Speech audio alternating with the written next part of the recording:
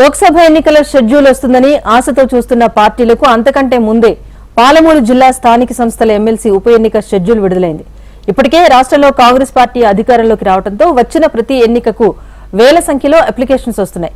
పాలమూరు స్థానిక సంస్థల ఎమ్మెల్సీ స్థానం కోసం కూడా కాంగ్రెస్ నేతలు పోటీ పడుతున్నారు.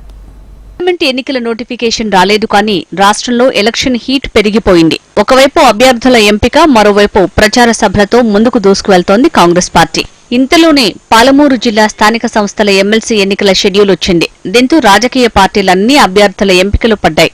ఎమ్మెల్సీగా ఉన్న కసిరెడ్డి నారాయణ రెడ్డి ఎమ్మెల్యేగా గెలవడంతో ఈసారికి ఉప ఎన్నిక వచ్చింది. మహబూబ్ నగర్ స్థానిక సంస్థల కోట ఎమ్మెల్సీ ఉప ఎన్నికకు ఎన్నికల సంఘం షెడ్యూల్ ప్రకటించింది. ఉప ఎన్నిక నిర్వహణ కోసం మార్చి 4న నోటిఫికేషన్ వెలువడనుంది. అదే రోజు నుంచి నామినేషన్ల ప్రక్రియ ప్రారంభం కానుంది. ఇక నామినేషన్ల దాఖలుకు తుది తేదీ మార్చి 11గా నిర్ణయించారు. పరిశీలన అనంతరం మార్చి 14వ తేదీ వరకు నామినేషన్ల ఉపసంహరణకు గడువు విధించారు. మార్చి 28న పోలింగ్, ఏప్రిల్ 2న ఓట్ల లెక్కింపు ఉంటుందని ఎన్నికల సంఘం వెల్లడించింది.